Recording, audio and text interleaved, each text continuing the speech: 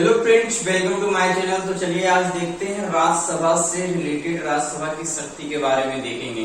पिछले बार हमने पढ़ा था लोकसभा की शक्ति के बारे में। तो जो भी हमारे चैनल पे नए हैं चैनल को जरूर सब्सक्राइब कर ले ताकि आपको नोटिफिकेशन जो है मिलता रहे। ठीक है, तो चलिए शुरू करते हैं राज्यसभा की शक्तियां के बारे में। ठीक है, तो देखते हैं राज्यसभा की शक्ति। राज्यसभा की शक्तियां, इसमें कौन कौन सा पॉइंट है वो लिखते हैं सबसे पहले। तो पहला है विधायी शक्तियां,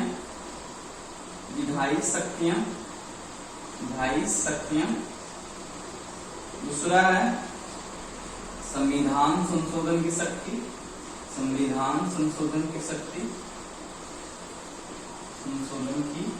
शक्तियां। ठीक है, शक्ति। तीसरा हो जाएगा वित्तीय शक्ति। ठीक है, और कार्यपालिका संबंधी शक्ति।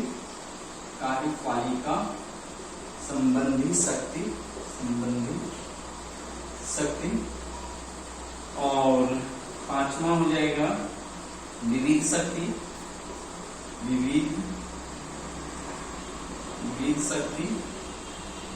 और छठा हो जाएगा विशेष शक्तियां। ठीक है, तो सबसे पहले विधायी शक्तियां क्या होता है उस पे हम बात करेंगे। ठीक है, तो विधायी शक्तियां के बारे में बात करते हैं।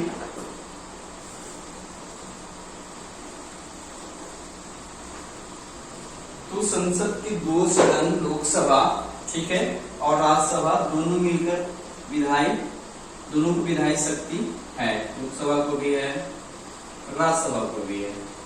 ठीक है, तो कोई भी विधि बनाना होता है तो लोकसभा और राज्यसभा दोनों उसमें भाग लेते हैं। लेकिन एक बात ध्यान रखना है कि जब वित्तीय विधेयक की बात होता है, ठीक है, तो उसमें सर्वप्रथम क्या है, विधेयक को लोकसभा में प्रस्तुत किया जाता है। ठीक है, और लोकसभा ही इसमें महत्वपूर्ण भूमिका निभाती है, इसमें राज्यसभा नगण्य हो जाता है। ठीक है, तो राज्यसभा की विधायी शक्तियां ये है कि वो वित्तीय विधेयक को छोड़कर किसी भी विधेयक को प्रारंभ कर सकती है, यानी सर्वप्रथम वो विधि निर्माण के लिए प्रस्ताव को जो है संसद में प्रस्तुत कर सकती है। लेकिन व्यवहार में यदि देखा जाता है अभी तो लोकसभा में ही ज्यादातर जो है विधि के लिए प्रस्ताव पारित किया जाता है।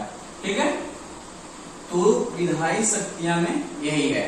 अब जब दोनों के द्वारा वो हो जाता है अनुमोदित, उसके बाद जाकर ये क्या है विधि का निर्माण हो जाता है, वो तो आप जानते ही हैं। दूसरा यदि हम देखना चाहें तो दूसरा है संविधान संशोधन की शक्ति, ठीक है, संविधान संशोधन की शक्ति। तो संविधान संशोधन की शक्ति में हम ये देखेंगे कि राज्यसभा और लोकसभा से जब प्रस्ताव पारित हो जाता है तब जाकर वो क्या है, संविधान में जो भी संशोधन करना है वो हो जाता है। लेकिन हाँ भाई, संविधान संशोधन की शक्ति के लिए भी प्रस्ताव सबसे पहले राज्यसभा ला सकता है। ठीक है, लोकसभा बाद में, या फिर लोकसभा पहले राज्यसभा बाद में। तो ये शक्ति लोकसभा के जैसा संविधान संशोधन की भी शक्ति है। लेकिन यहाँ पे कंडीशन दोनों के लिए है कि जब तक ये संशोधन की बात कही जा रही है दोनों सदन से पारित ना हो जाता है, और यदि पारित नहीं हो जाता है तो इस संशोधन को, संविधान संशोधन की जो प्रक्रिया चल रहा होता है वो कैंसिल मान लिया जाता है, रद्द मान लिया जाता है। ठीक है, और इस स्थिति में संविधान संशोधन की प्रक्रिया यदि चल रहा है, प्रस्ताव पारित है और मतभेद की स्थिति पैदा होती है तो संयुक्त बैठक के द्वारा इसे सुलझाया नहीं जा सकता है। अनुच्छेद जो 108 में है, तो यहाँ पे संयुक्त, ठीक है, अधिवेशन नहीं होता है, इसको ध्यान में रखेंगे। ठीक है, संयुक्त अधिवेशन नहीं किया जाता है 108 अनुच्छेद के तहत। तो ये हो गया। अब चलते हैं नेक्स्ट, देखते हैं। दो हो गया संविधान संशोधन, तीसरा देख लेते हैं वित्तीय शक्ति के बारे में। तो वित्तीय शक्ति क्या है उसके बारे में थोड़ा देखते हैं। वित्तीय शक्ति। तो वित्तीय शक्ति में क्या है, एक तरह से कहा जाए तो राज्यसभा उच्च सदन है संसद का, लेकिन यहाँ पे वित्तीय शक्ति में नगण्य है, यानी कोई ज्यादा विशेष अधिकार इसको नहीं दिया गया है। ठीक है, अब वित्तीय विधेयक जो भी पेश किया जाएगा, अभी हमने बात ही किया कि लोकसभा में सर्वप्रथम इसको पेश किया जाएगा, उसके बाद इसको राज्यसभा में भेजा जाता है। राज्यसभा में ये अधिक से अधिक 14 दिन तक इसको रख सकता है।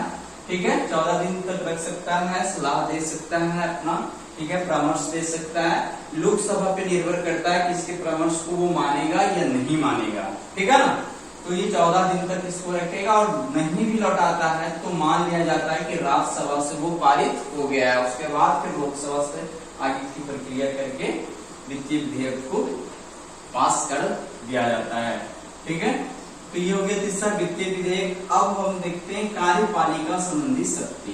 तो कार्यपालिका संबंधी शक्ति क्या है, जैसे लोकसभा मंत्री परिषद जो है संसद का लोकसभा के प्रति उत्तरदायी होता है। ठीक है, वहां पे लोकसभा में अब विश्वास प्रस्ताव ला के मंत्री पे कंट्रोल रखा जाता है, पूरक प्रश्न ये सब जो भी पूछा जाता है वो तो पूछा ही जाता है। ठीक है, तो पूरक प्रश्न पूछने का अधिकार राज्यसभा के मंत्रियों को भी है, उसकी आलोचना करने का भी अधिकार राज्यसभा के मंत्रियों का है, बट अविश्वास प्रस्ताव लाने का अधिकार जो है राज्यसभा के मंत्रियों का नहीं है। राज्यसभा के मंत्रियों को अविश्वास प्रस्ताव के द्वारा नहीं हटाया जा सकता है। तो ये हो गया कार्यपालिका संबंधी कुछ शक्ति के बारे में राज्यसभा का। अब है विविध शक्तियां। तो विविध शक्ति में थोड़ा सा देखते हैं, तो विविध शक्ति में क्या क्या हो सकता है उसको देखते हैं। विविध शक्ति, तो विविध शक्ति यहाँ हम देखेंगे। सबसे पहले देखेंगे कि राष्ट्रपति का चुनाव कराना। तो राष्ट्रपति के चुनाव में हम जानते हैं कि लोकसभा के निर्वाचित सदस्य, राज्यसभा के निर्वाचित सदस्य और विधानसभा के निर्वाचित सदस्य, और दिल्ली और पुडुचेरी विधानसभा जो केंद्र शासित प्रदेश है उसके भी निर्वाचित सदस्य इसमें भाग लेते हैं। तो राष्ट्रपति के चुनाव में भी राज्यसभा का योगदान होता है। उसी प्रकार से यदि उपराष्ट्रपति का चुनाव करना हो तो भी संसद के दोनों सदनों में भाग लेते हैं। ठीक है, तो राज्यसभा के सारे सदस्य निर्वाचित और मनोनीत सारे भाग लेते हैं। अब तो एक चीज और ध्यान में रखना है कि मनोनीत की बात ही नहीं किया जा सकता है। ठीक है, सॉरी, लोकसभा में जो एग्लो इंडियन होता था उसको हटा दिया गया है। ठीक है ना, तो वहां की मनोनीत की बात है। चलिए, तो अब आते हैं उपराष्ट्रपति की बात हो गया। अब उपराष्ट्रपति की हटाने की भी बात आती है, तो उसमें भी योगदान किसका होता है, राज्यसभा का ही होता है। सबसे पहले प्रस्ताव को पारित किया जाता है उपराष्ट्रपति को हटाने के लिए राज्यसभा में, उसके बाद इसका अनुमोदन लोकसभा कर देता है, उसके बाद उपराष्ट्रपति को हटाया जाना संभव हो पाता है। तो राज्यसभा का ये शक्ति विविध शक्ति में देख सकते हैं। इसके अलावा विविध और क्या शक्तियां हो सकता है, जैसे कि आपातकाल हुआ। ठीक है, तो जिस वक्त आपातकाल लागू किया गया हो, ठीक है, राज्यसभा ने उसको अनुमोदित कर दिया हो, राज्यसभा से अनुमोदित कर दिया हो, और उसी वक्त क्या हुआ हो, लोकसभा भंग हो गया हो, तो राज्यसभा इसको अनुमोदित कर दिया है, तो वो जो आपातकाल लागू किया गया तो वो आपातकाल चलता रहेगा। लेकिन तब तक जब तक नया लोकसभा बने और 1 महीने के भीतर वो क्या करे, इसका अनुमोदन कर दे। अन्यथा नया लोकसभा बना और अनुमोदन 1 महीने के भीतर नहीं किया तो जो पहले से आपातकाल चल रहा था वो आपातकाल खुद ब खुद समाप्त हो जाएगा। तो ये अधिकार था। अब आपातकाल के समय क्या होता है कि कोई जो मौलिक अधिकार है उसका निलंबन करना हो, उसके अधिकार को राज्यसभा और लोकसभा में जल्द से जल्द प्रस्तुत किया जाता है। तो विशेष अधिकार में ये है, एक और छूटा क्या,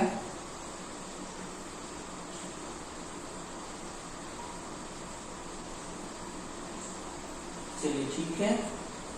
हाँ, एक और है कि राज्यसभा क्या करता है, राष्ट्रपति हो, उपराष्ट्रपति हो, सर्वोच्च न्यायालय के न्यायाधीश हो, उच्च न्यायालय के न्यायाधीश हो, ये अन्य पदाधिकारियों को हटाने की प्रक्रिया भी शुरू करता है, राज्यसभा कर सकता है। ठीक है ना, राष्ट्रपति को हटाने की प्रक्रिया, उपराष्ट्रपति को हटाने की प्रक्रिया सर्वोच्च न्यायालय के न्यायाधीश को हटाने की प्रक्रिया, उच्च न्यायालय के न्यायाधीश को हटाने की प्रक्रिया, साथ ही साथ अन्य कुछ इम्पोर्टेंट जैसे महानियंत्रक, परीक्षक, ये सब जो होता है, इन पदाधिकारियों को हटाने की प्रक्रिया जो है राज्यसभा क्या है, सबसे सर्वप्रथम प्रस्ताव को पारित कर सकता है।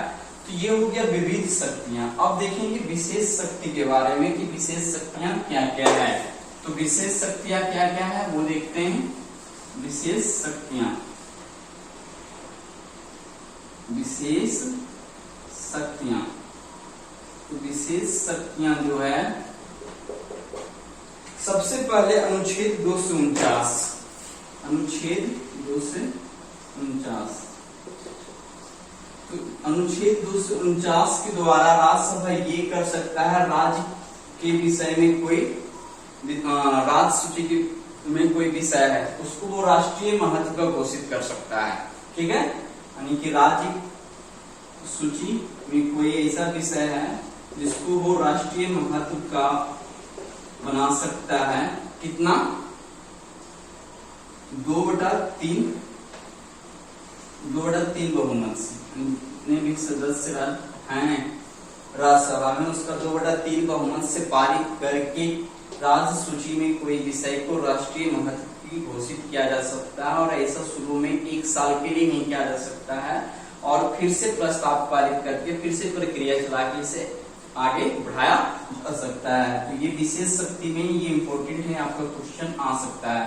अनुच्छेद 249, ठीक है ना, अनुच्छेद 249 जो है ये हो गया किसी भी राज्य की सूची के विषय को राष्ट्रीय महत्व पर घोषित कर देना। अब है अनुच्छेद 312, अनुच्छेद 312 ये भी पूछा जाता है। अनुच्छेद 312 के तहत क्या होता है ना, अनुच्छेद 312 के तहत नई अखिल भारतीय क्या है, हाँ नई अखिल भारतीय सेवा, नई अखिल भारतीय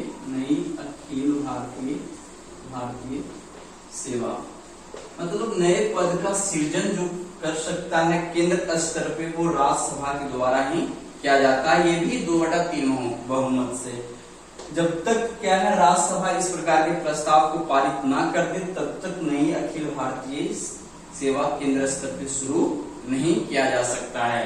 तो अनुच्छेद 312 के तहत ये एक विशेष अधिकार है राज्यसभा को। तो ये सब जो एक्सेप्शन अनुच्छेद है जरूर से जरूर याद होना चाहिए। तो लगभग हमने जो भी है संक्षिप्त में देख लिया कि राज्यसभा की शक्तियां क्या क्या होता है। तो चलिए अगले वीडियो में मिलते हैं। इस प्रकार से हमारे चैनल पर बने रहें, वीडियो को देख